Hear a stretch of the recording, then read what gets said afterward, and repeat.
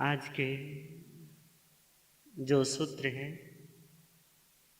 पहले उन्हें लेते हैं, फिर इन सूत्रों को समझने की कोशिश करते हैं।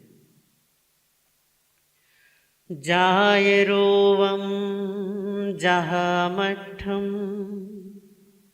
निद्धन्तमलपावगम् रागदोष भयातीतं तं वयं भूममाहणम्। जहापोमं जले जायं नोवलिपैर्वारिणा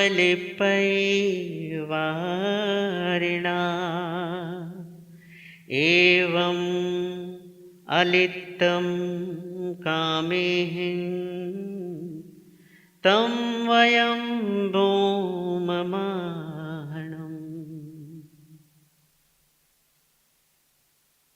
जाय रूवम जहा मठम निद्धंत मल पावगम।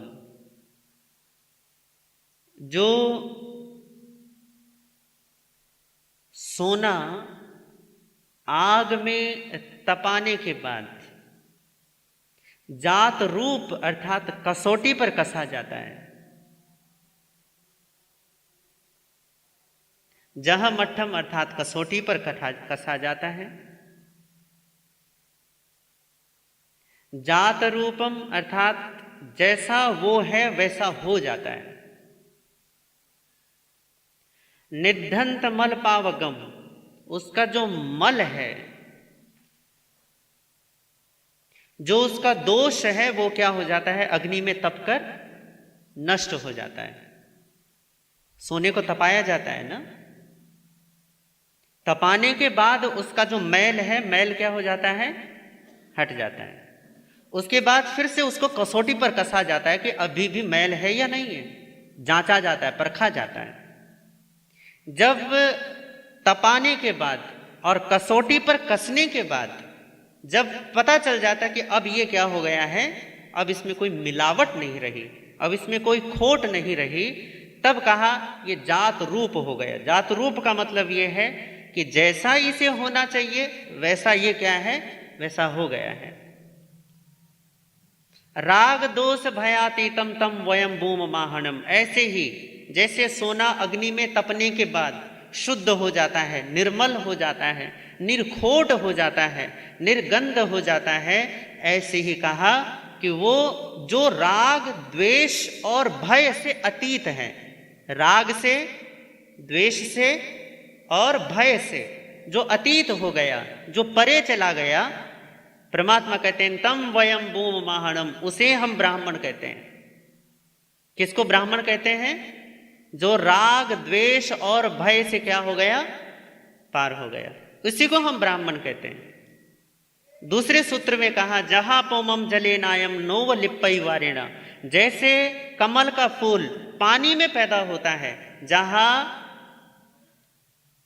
पोमम जले जायम, जैसे पद्म जल में जात अर्थात पैदा होकर भी नोव लिप्पई वारिणा, पानी से लिप्त नहीं होता, पानी में डूबा नहीं रहता, ऐसे ही एवं अलितम कामेहिम, ऐसे ही जो कामों से और भोगों से, वासनाओं से, इच्छाओं से जो लिप्त नहीं होता, जो ऊपर उठकर रहता है, तम वयम भूममाहणम, उसी को हम ब्राह्मण कहते हैं।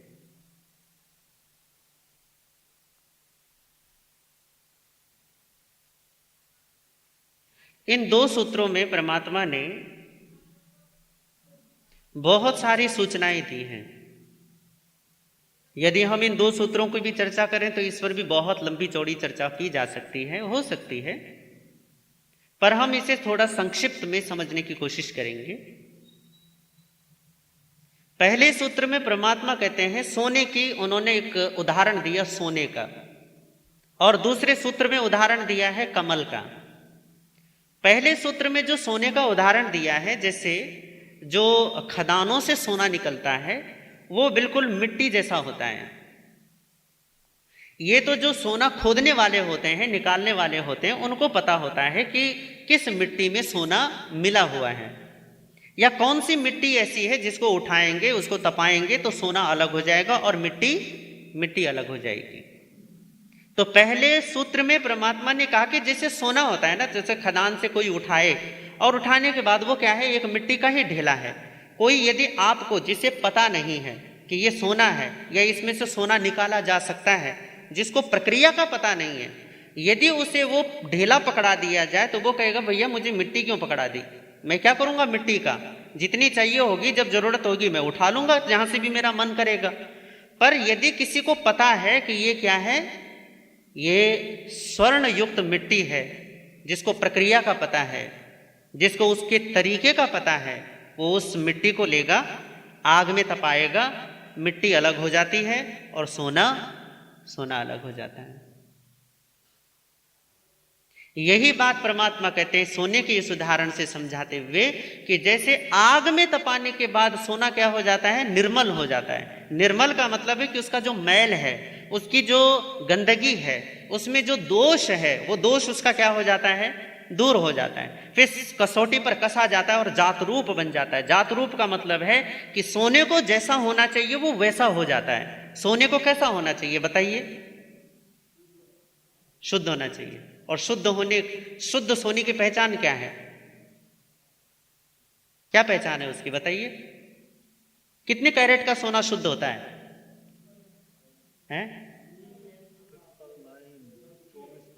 अच्छा 24 कैरेट है ना, 24 कैरेट का सोना शुद्ध होता है। अब शुद्ध सोने की पहचान क्या है बताओ? हद हो गई, आप तो पहनते हो। अच्छा वैसे ही रहता है। शुद्ध सोने का, शुद्ध का मतलब पता है क्या होता है? सिर्फ इतना होता है कि उसे जैसा होना चाहिए वो वैसा है। कैसा? जैसा उसे होना चाहिए वो वैसा ही है, तो हम कहते हैं कि ये शुद्ध है। इसे समझ रहे हैं आप? शुद्धता का मतलब है, जब पूछा जाए ना कि सोना शुद्ध किसको कहते हैं, आप कहते हो 24 कैरेट का सोना या कुछ भी, आपने उसका एक वो बना रखा, मापक बना रखा है कि इतने मापन में यदि वो आता है तो इसको शुद्ध कहा जाएगा।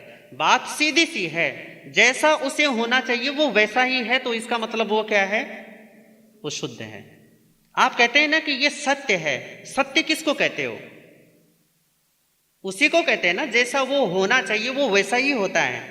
जिस तरीके से उसे कहा जाना चाहिए उसी ढंग से कहा जाता है, तब हम क्या कहते हैं, ये सत्य है। शुद्धता का भी यही मापक है कि जैसा उसे होना चाहिए वो वैसा ही है, तो वो शुद्ध है। परमात्मा कहते हैं कि अग्नि में तपाने के बाद, कसौटी पर कसने के बाद जब सोना जात रूप हो जाता है, जात रूप का मतलब है जैसा होना चाहिए वो वैसा ही हो जाता है, और जैसा होना चाहिए वैसा ही हो जाता है। तो ऐसे शुद्ध स्वर्ण को, जैसे वो जात रूप है, निर्मल है, निर्दोष है, ऐसे ही जो राग से, द्वेष से और भय से अतीत है। किससे? राग से, द्वेष से और भय से अतीत है। ऐसे को मैं ब्राह्मण कहता हूं, हम उसे ब्राह्मण कहते हैं। तम वयम भूममाहणम, उसी को हम ब्राह्मण कहते हैं। किसी ने किसी कुल में जन्म ले लिया तो वो कोई जैन बन जाता है, कोई हिंदू बन जाता है, कोई मुसलमान बन जाता है, कोई आप में से स्थानकवासी बन जाता है, मंदिर मार्गी, दिगंबरी, तेरापंथी, फिर इसमें भी ओसवाल, पोरवार, अग्रवाल और पता नहीं क्या क्या कौन कौन से पाल हैं। फिर ओसवालों में भी भंडारी हैं, कोटेचा है और पता नहीं है या नहीं है। आप जिस कुल खानदान में जन्म लेते हो वही अपने नाम के आगे छेपते चले जाते हो। एक लेबल से काम ना चलता आपका, बहुत सारे लगाने पड़ते हैं, है या नहीं है?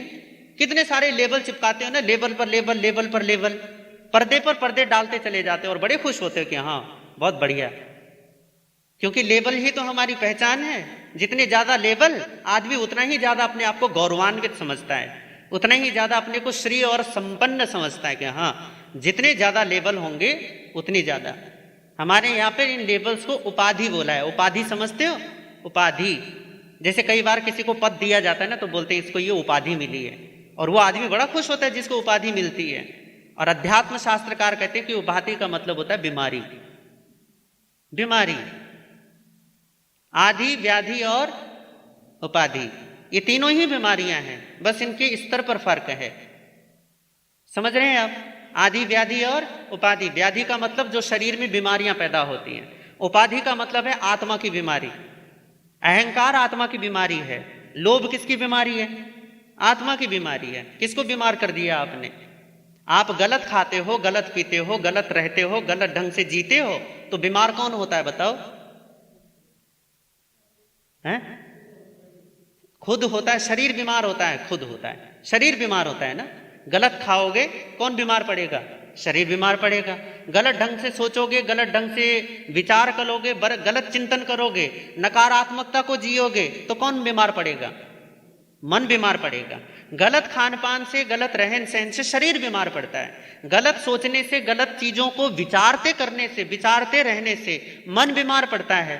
क्रोध से, मान से, माया से, लोभ से हमारा अंतःकरण, जिसे हम हृदय कहते हैं, आत्मा कहते हैं, वो बीमार पड़ता है। हमारा भाव जगत रुग्ण हो जाता है। अब यदि सोने का मल क्या है? सोने का दोष है मिट्टी, जहां से वो उसे निकाला गया है वो उसका दोष है। और हमारा दोष क्या है? लगता है मुझे सारी के सारी शुद्धात्माएं बैठे हो यहां पर हैं। दोष क्या है बताओ? हमारा मैल क्या है? ये सारी निर्दोष हो बताओ। निर्दोष आत्माएं संसार में नहीं रहती, मुक्त हो जाती हैं, निर्वाण प्राप्त कर लेती हैं। समझ रहे हो? जब जात रूप स्वर्ण होता है तो गहना बन जाता है। ऐसे ही जात रूप आत्माएं जो शुद्ध होती, निर्मल होती, वो निर्वाण में चली जाती हैं, अर्थात मुक्त हो जाती हैं। उनको संसार में रहने का कोई कारण नहीं है। आपका और हमारा, यदि हम यहाँ बैठे हैं ना धरती पर, इसका मतलब है कि अभी दोष हैं जीवन में, तभी तो यहाँ है। अरे भैया, यदि कोई कैद खाने में है, जेल में है, तो जेल में होने का मतलब क्या है? आदमी क्या है? अभी दोषी है। जो दोषी होगा वही तो कैद खाने में रहेगा। निर्दोष क्यों रहेगा? निर्दोष, और जब उसकी सजा पूरी होगी छोड़ दिया जाएगा, उसे मुक्त कर दिया जाएगा, स्वतंत्र हो जाएगा। यही बात हमारे साथ है कि हम दोषी हैं, इसीलिए तो यहाँ हैं। निर्दोष होते तो यहाँ क्यों होते? इसका मतलब ये नहीं है कि आप इसको बिल्कुल ही गांठ बांध कर बैठ जाओ कि हाँ बिल्कुल इसको पकड़ लेते, हम तो सारे दोषी हैं। अंततः जैसे स्वर्ण अपने स्वभाव को मिट्टी में रहकर भी नहीं छोड़ता है, या नहीं है? यदि मिट्टी में रहकर सोना भी मिट्टी बन जाए तो आग में तपाने के बाद किसको अलग करोगे? मिट्टी को मिट्टी से अलग करोगे या मिट्टी से सोने को अलग करोगे? बताइए। जो मिट्टी में सोना मिला हुआ है अपना स्वभाव नहीं छोड़ता ना, मिट्टी जैसा तो नहीं बनता। मिट्टी बन जाए तो फिर अलग क्या करोगे बताओ? क्या करोगे? नहीं, अलग करने का उपाय तभी तक है ना जब दो चीजें हों और दोनों आपस में मिलकर एक जैसी हो जाएं। जब एक जैसी हो जाती हैं पर एक नहीं होती, एक जैसी होती हैं, एक नहीं होती, एक जैसी होती हैं। कैसे? जैसे आपने दूध में पानी मिलाया, तो दूध में यदि पानी मिला दिया, ज्यादा मत मिला देना हो, कहीं पानी पानी कर दो, है ना। दूध में यदि पानी मिलाया तो दोनों एक जैसे हो जाते हैं ना, या एक हो जाते हैं? एक जैसे होते हैं, एक होते हैं, एक जैसे होते हैं। एक जैसे होते हैं इसीलिए अलग अलग हो जाते हैं। आप दूध को जितना ज्यादा उबालोगे पानी भाप बनकर उड़ता रहेगा, अलग हो जाएगा। आखिर एक सीमा आएगी कि दूध ही दूध बचेगा, पानी सब गायब हो जाएगा। यही बात ये सोने और मिट्टी के साथ है कि दोनों एक साथ हैं, एक जैसे हैं, एक नहीं है। एक जैसे हैं, एक साथ हैं, इसीलिए जैसी आग में तपाया जाता है, सोना अलग और उसका दोष अलग, उसकी मिट्टी अलग। अब आप बताओ कि आप क्या हो? बताइए क्या हो?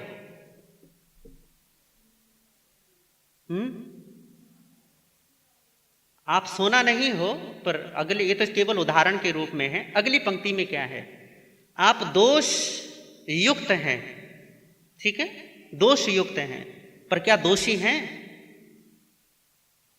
आप दोषी हैं या दोष के संगी हैं? दोनों में बताइए कि क्या है। दोष के साथी हैं, पाप के साथी हो या पाप हो, दोनों में क्या हो? है ना। पाप का मतलब कुछ ये बहुत गलत मत लगा देना। पाप का मतलब सिर्फ इतना ही है कि जो हमें यहां रोके रखता है, जो हमें सीमित बना देता है, जो हमें कुंठित रखता है, जो हमें अनंत है पर अनंत नहीं होने देता। जो हमारा स्वभाव असीम है पर असीम नहीं होने देता, जो निर्मल है, जो शुद्ध है, उसी शुद्धता को प्रकट नहीं होने देता। ये बिल्कुल ऐसे ही है कि जैसे सूर्य और हमारे बीच में बादल आ जाए तो सूर्य की किरणें सीधे हम तक नहीं पहुंचती, पर सूर्य गायब हो जाता है क्या, या सूर्य बादल बन जाता है? नहीं ना। दोष है या दोष के संगी हैं, क्या है? दोष के संगी हैं। दोष दोष नहीं है, हम पाप नहीं हैं, केवल पाप के क्या हैं? संगी हैं। और ये बड़ी गजब की बात है कि जो आपका स्वभाव नहीं है, जो आपका नेचर नहीं है, उसको छोड़ना बड़ा आसान है, बड़ा सरल है। जैसे ये कपड़ा, आप कल कौन सी साड़ी पहनकर आए थे? कल वाली पहनकर आए हो, दूसरी पहनकर आए हो? हैं? पक्का दूसरे पहनकर आए होंगी, हैं? या कल वाली है? कल वाली तो नहीं है ना, या कल वाले कपड़े तो नहीं है ना, दूसरे बदल कर आए हो ना। इसका मतलब ये कि हम कपड़ा नहीं है, केवल कपड़ा हम क्या करते हैं? ओढ़ते हैं, पहनते हैं। ये जो पहना जाता है, जो ओढ़ा जाता है, उसे हम क्या कर सकते हैं? बदल सकते हैं। इसी तरीके से जो दोष है, दोष क्या है? यहां पर 3 दोष गिनाए भगवान ने। पहला दोष गिनाया राग, दूसरा दोष गिनाया द्वेष, तीसरा दोष गिनाया क्या बोलते इसको? भय। वो कहते हैं कि ये 3 दोष हैं। इन 3 दोषों के कारण जीव क्या कर लेता है? अपने आप को, जैसे दूध में पानी मिला दिया जाता है ना, ऐसे ही अपनी शुद्धता में राग का, द्वेष का और भय का वो क्या कर देता है? मैल मिला देता है। या इसे ऐसा कहो कि कभी राग का कपड़ा पहनता है, कभी द्वेष का पहनता है, कभी डर और भय का पहनता है या नहीं है? पर ये होता क्या, कारण इसमें क्या है, इसे थोड़ा सा समझिए। कि जैसे आप कोई चश्मा पहने, काले का, हरे का, नीले का, पीले का, जैसे भी आजकल तो बहुत सारे रंग के आते हैं ना, और पहनते पहनते पहनते पहनते आपको बहुत टाइम हो जाए और आदमी भूल जाए कि उसने चश्मा पहना है, तो वो दुनिया उसके लिए कैसी होगी? दुनिया का रंग कैसा होगा? जैसे चश्मे का रंग होगा। अब मान लीजिए कि वो भूल गया कि भैया मेरे चश्मे का रंग हरा है, तो दुनिया उसको क्या दिखाई देगी? हरी दिखाई देगी। अब सामने वाला दूसरा है, वो कहता है उसने लाल रंग का चश्मा पहना है, अब वो कहता है कि भैया मेरा चश्मा कैसा है? वो चश्मा जानता ही नहीं है, वो कहता है कि दुनिया क्या है? लाल है। जबकि लाल क्या है? चश्मा है ना। चश्मा लाल है, दुनिया तो अपने रंग में है, अपने ढंग में है, पर ये जैसा चश्मा होता है वैसा सामने नजर आने लग जाता है। पर यदि वो भूल जाए तो वो चश्मे को ही अपनी नजर, अपनी दृष्टि मान लेता है। जैसे ही मानेगा वही गलती होगी। गलती क्या होगी? कि वो सब कुछ अपने ही चश्मे से देखेगा और उसी तरीके से विचार करेगा। हरा है तो हरे तरीके से, लाल है तो लाले के तरीके से, काला है तो फिर काला काला करेगा, है या नहीं है? इसी तरीके से जब ये जो एक चश्मा लग जाए, उसे भी भूल जाए, तो आदमी आदतन वैसे वैसे चीजों की व्याख्या करने लग जाता है। आप इसे ऐसा मानो कि जब विचार करते हैं, हम कोई मान्यता करते हैं, धारणा बनाते हैं, कोई परंपरा, कोई संप्रदाय के अनुसार जीवन जीते हैं, तो ये भी तो चश्मा ही है या नहीं है?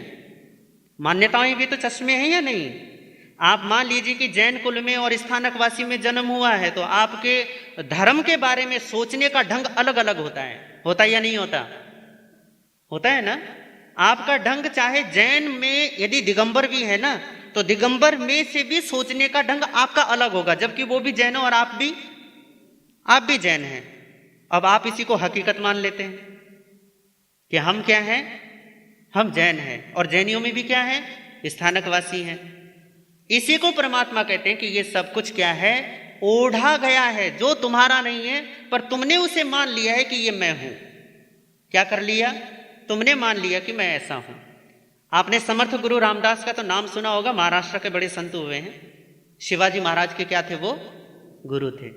तो समर्थ गुरु रामदास कहते हैं कि राम कथा किया करते थे, और उन्होंने एक रामदास कुछ करके उन्होंने पोथी भी लिखी है बड़ी, राम कथा के, जिसमें राम जी का वर्णन काफी है, दासबोध। तो कहते हैं कि जब वो राम कथा किया करते थे ना, तो हिंदुओं में एक मान्यता है कि जहां जहां राम कथा होती है वहां वहां हनुमान जी अवश्य होते हैं। क्या है कि जहां राम कथा होगी वहां हनुमान जी अवश्य होते। अब उनकी राम कथा में भी हनुमान जी आते थे। तो एक दिन जब राम कथा चल रही थी तो क्या बोलते हैं, अब भैया रामदास जैसा सुनाने वाले व्यक्ति, महापुरुष हो, ज्ञानी हो, आत्मज्ञान संपन्न जीव हो, तो राम कथा में हनुमान जी को तो आना ही आना है। तो वो बैठे हुए थे, तो राम कथा सुनते हुए बड़े आनंदित हुए, दुनिया वाले भी और हनुमान जी भी। तो चलते चलते चलते चलते राम कथा का वो हिस्सा आया जहां सीता जी अशोक वाटिका में रखी गई थी, बैठी गई थी। और हनुमान जी खोज में, सीता जी की खोज में कहाँ जाते हैं? अशोक वाटिका में जाते हैं। और वहां अशोक वाटिका में जाने के बाद तो वर्णन करते हैं रामदास जी कि जब हनुमान जी अशोक वाटिका में गए तो वहां उन्होंने सफेद रंग के फूल खिले हुए देखे। कैसे फूल? सफेद रंग के फूल। अब सब तो राम कथा सुनकर सब तो कहते हैं बहुत बढ़िया बहुत बढ़िया, पर हनुमान जी को बात खटक गई। सारे लोग चले गए और हनुमान जी आए रामदास जी के पास और बोले, क्योंकि वेश बदल कर बैठे हुए थे ना वहां पर, तो बोले आप जो राम कथा करते हो ना, बड़ी बड़ी सुहावनी होती, बड़ी लुभावनी, पर आपने ना आज एक गड़बड़ कर दी। तो रामदास जी, भैया एक व्यक्ति होता है मेरी तरह जो यहां से पढ़ता है और यहां आकर सुना देता है, और एक व्यक्ति है रामदास की तरह जो पढ़कर नहीं सुनाता, जो होता है, जो दिखता है वो कहकर आप तक पहुंचा देते हैं। अब रामदास ने जैसे ही सुना कि भैया ये व्यक्ति क्या कहता है कि गड़बड़ी कर दी, करे हो ही नहीं सकता कि मैंने गड़बड़ी कर दी, क्योंकि मैं पढ़ा पढ़ी नहीं सुनाता, मैं देखा देखी सुनाता हूं, आंखों की देखी कहता हूं। तो क्या करे, हाँ वो तो सब ठीक है, मान लिया, मैं भी मानता हूं, पर गड़बड़ छोटी सी है। करे क्या गड़बड़ है बताइए? करे गड़बड़ यह है कि आपने कहा कि हनुमान जी कहाँ गए? अशोक वाटिका में, और वहां फूल कैसे देखे उन्होंने? सफेद। हनुमान जी जब वहां अशोक वाटिका में गए तो वहां सफेद फूल नहीं थे, वहां फूल कैसे थे? लाल थे। कैसे थे? लाल। अब जैसी रामदास जी ने सुना तो वहां हंसने लगे, कह रहे नहीं नहीं वहां सफेद फूल थे। तो हनुमान जी ने अब उतारी अपनी चादर और आ गए अपने असली रूप में, और जैसे असली रूप में आए तो रामदास जी पड़े चरणों में, क्योंकि रामदास जी के गुरु हैं वो। कहा गुरुदेव आप? करे हाँ मैं कह रहा हूं तुझे, वहां सफेद नहीं, वहां फूल कैसे थे? लाल थे, अब तो मान ले। तो रामदास जी ने कहा करे गुरुजी हम नहीं मानते, वहां फूल सफेद ही थे, अभी भी कुछ गड़बड़ी आप में हो रही है, मुझे तो सफेद ही दिख रहे हैं, आपको कैसे ये है कि? तो अब हनुमान जी को लगा भैया अशोक वाटिका में मैं गया, फूल किसने देखे? मैंने देखे, और ये कहता है कि वहां फूल सफेद है, ये कभी गया नहीं, यहां बैठे बैठे अपनी कथाएं बना रहा है। उठाया रामदास जी को और चल पड़े अयोध्या धाम, जहां श्री राम का निवास है। जब पहुंचे अवधपुरी में तो वहां सीधे चले गए राम जी के पास। राम जी ने देखा कि भैया आप तो रामदास और हनुमान दोनों आए, पूछ लिया क्या बात हो गई? तो क्या करे, ये देखो मेरा चेला है ना। हनुमान जी बोले ये मेरा शिष्य है, ये राम कथा तो सुनाता है, बड़ा आनंद आता है इसकी राम कथा में, पर ये इसने गड़बड़ी कर दी। राम जी बोले क्या गड़बड़ी? करे वो जो अशोक वाटिका थी ना, वहां लाल फूल देखे थे मैंने, और ये क्या कहता है कि फूल कैसे हैं? फूल सफेद हैं। ये बात मुझे समझ में नहीं आती, आप बताइए प्रभु, आप जो निर्णय देंगे मैं वो मान लूंगा। रामदास जी ने भी बोला हाँ बिल्कुल, आप वही निर्णय देंगे जो मुझे पता है। वहां फूल कैसे थे? सफेद थे। तो श्री राम जी ने देखा कि भैया निर्णय यदि इधर दूंगा उधर दूंगा तो एक ना एक, तो उन्होंने कहा भैया मैं तो कभी अशोक वाटिका में गया नहीं, अपनी माता सीता से पूछ लो, वो तो वहीं बैठी हुई थी, उनसे पूछ लो वो कैसे फूल थे वहां पे। हनुमान जी लेकर गए सीता जी के पास रामदास को, और सीता जी से कहा माता ये रामदास कहता है कि अशोक वाटिका में जो फूल थे वो सफेद थे, और मैं कहता हूं कि वहां फूल कैसे थे? लाल थे। अब आप बताओ कि वहां फूल सफेद थे या लाल थे, क्योंकि आप तो वहीं थी। तो सीता जी ने बोला देखो हनुमान जी, बात यह है बेटा कि वहां फूल जो थे वो थे तो सफेद ही, रामदास सच कहता है। हनुमान जी ने कहा लो अच्छा, मतलब इतना पुराना आपका ये लाल, इसको तो भुला दिया, और ये 2 दिन का चेला आपका, 2 दिन का बेटा, और इसकी तरफदारी करे। बहुत बढ़िया बहुत बढ़िया, खोज मैंने की आपकी, देखे फूल मैंने, और कहते हो कि रामदास सच कहता है। करे हाँ बेटा सच रामदास कहता है, पर झूठ तुम भी नहीं हो। करे लो अरे भैया एक तो सच होगा ना, एक रामदास, या तो रामदास सच होगा या फिर मैं हनुमान सच होऊंगा, हम दोनों सच कैसे हो सकते हैं? करे बस कुछ नहीं, देखने देखने का फर्क है, नजर नजर का फर्क है, दृष्टि का फर्क है। क्योंकि जो देखने वाला है वो दृश्य को बदल देता है, याद रखना, देखने वाला दृश्य को बदल देता है। देखिए 3 लोग हैं, एक है बीच में, एक है उधर और एक है इधर। दोनों देखने में एक व्यक्ति इस व्यक्ति को जो बीच में खड़ा है उसको मित्र मानता है, दूसरा व्यक्ति जो इधर से देख रहा है वो उसे अपना शत्रु मानता है। देखने वाला जो दिखने वाला व्यक्ति है वो एक ही है, परंतु दोनों जो उसको देख रहे हैं, एक जो उसे मित्र मानता है और एक जो उसे शत्रु मानता है, दोनों के देखने में क्या होगा? फर्क होगा या नहीं होगा? होगा। तो माता ने कहा कि बेटा यही है, तुम दोनों देखने वाले अलग अलग हो, इसलिए फर्क है। करे ये बात हुई क्या है? करे बात ये है कि रामदास जो कथा सुना रहा है ना, वो समाधि में जाकर सुना रहा है, और समाधि में जो भी दिखेगा वो सत्य दिखेगा। तो समाधि में उतरने के बाद इसने जो कथा सुनाई, तो इसे समाधि का मतलब ही होता है कि दृष्टि इतनी निर्मल, इतनी साफ हो जाती है कि जो जैसा है वो वैसा ही दिखेगा, उस पर कोई रंग नहीं डाला जाता, राग का, द्वेष का, मोह का, आसक्ति का कोई रंग नहीं होता। इसलिए चीजें जैसी होती हैं वैसी दिखाई देने लग जाती है। समाधि का मतलब यही होता है या नहीं है? समाधि का मतलब, सम्यक्त्व का मतलब, समकित का मतलब यही होता है कि जो जैसा है वो वैसा ही दिखे, तब समकित है। तो माता कहती है कि क्योंकि ये तो समाधि में कथा सुनाता है, इसलिए जैसी चीजें जैसी होती हैं इसे वैसी दिखाई देती हैं। तो क्या करे माँ, फिर क्या मैं समाधिवान नहीं हूं? करे बेटे हो, पर जब तुमने लंका में प्रवेश किया तो तब तुम समाधि में नहीं थे। तुम किस में थे? तुम क्रोध में थे। रावण के प्रति तुम्हारे मन में बड़ा द्वेष था, बड़ा तुम्हारे मन में उसके प्रति एक ये था कि बस मिल जाए और इसकी 2-4 क्या कर दूं, अच्छी सी धुलाई कर दूं। करे क्रोध के मारे तुम्हारा वो जो खून था तुम्हारी आंखों में उतर आया, गुस्से में इतने लाल पीले हो गए। जब तुमने गुस्से में देखा, लाल आंखों से देखा, तो जो दिखाई दिया वो सब कुछ लाल लाल दिखाई दिया। इसलिए झूठ तुम भी नहीं हो, क्योंकि तुमने जैसा देखा, जैसी नजर से देखा, तुम्हें वैसा दिखाई दिया, इसलिए फूल वहां तुम्हें लाल दिखाई दिया। यही बात परमात्मा यहां पर कहते हैं कि दोष हम जब दूसरों में देखते हैं, है या नहीं है? दूसरों में नजर आते हैं। गलतियां किसकी नजर आती हैं? अपनी, दूसरों की? हाँ, अपनी, दूसरों की? दूसरों की ना। अपनी कब नजर आती बताओ? जब होती ही नहीं है ना? होती ही नहीं है तो अपनी नजर आती ही नहीं है। आदमी अपने आप को निर्दोष ही समझता है। कारण क्या है? क्योंकि सचमुच में आप निर्दोष ही हैं। दोषपना तो आपने केवल क्या किया है? ओढ़ा है। जैसे हनुमान जी ने क्या किया था? थोड़ी देर के लिए ओढ़ लिया था। ऐसे ही हमने भी राग के, द्वेष के, भय के, आसक्ति के पता नहीं कितने सारे पर्दे डाल रखे हैं। इन पर्दों के लिए परमात्मा कहते हैं कि जो सारे पर्दे उतार देता है उसको मैं ब्राह्मण कहता हूं। किसको ब्राह्मण कहते हैं? जो ये सारे पर्दे उतार देता है, जो अपनी दृष्टि के सारे चश्मे उतार देता है, जो अपनी धारणाओं के, मान्यताओं के सारे कपड़े छोड़ेगा और बिल्कुल नग्न होगा, तब कहते हैं परमात्मा के अब ये व्यक्ति ब्राह्मण हो गया। क्यों? क्योंकि ब्राह्मण वही जो ब्रह्म को जाने। बिना ब्रह्म को जाने कोई ब्राह्मण नहीं होता। आत्म प्रज्ञावान व्यक्ति ही उसे कहा जाता है कि ये ब्राह्मण है।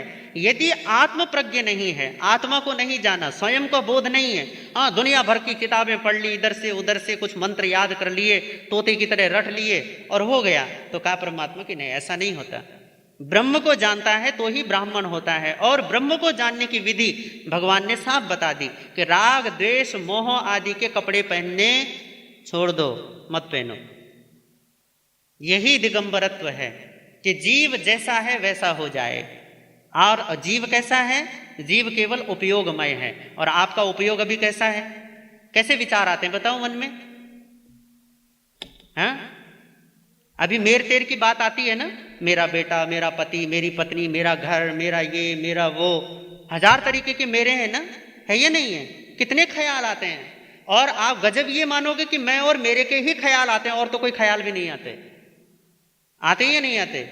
तो जब तक ये मैं और मेरे का खेल है तब तक राग और द्वेष है। जब तक राग और द्वेष है तब तक जात रूपता नहीं है। जात रूपता का मतलब उसे जैसा होना चाहिए वो वैसा नहीं है, कुछ और होने की कोशिश में लगा पड़ा है, कुछ और होने की चेष्टा में संलग्न है। जो जैसा है वैसा नहीं रहना चाहता, कुछ और होना चाहता है, जैन होना चाहता है, पढ़ा लिखा होना चाहता है, गोरा होना चाहता है, लंबा होना चाहता है, ताकतवर होना चाहता है, कुछ भी होना चाहता है, पर जैसा है वैसा रहना नहीं चाहता। परमात्मा कहते हैं कि सब कुछ होना छोड़ दो, जैसे हो वैसे हो जाओ, तो तुम भी क्या हो, तुम भी जात रूप हो, तुम भी शुद्ध हो।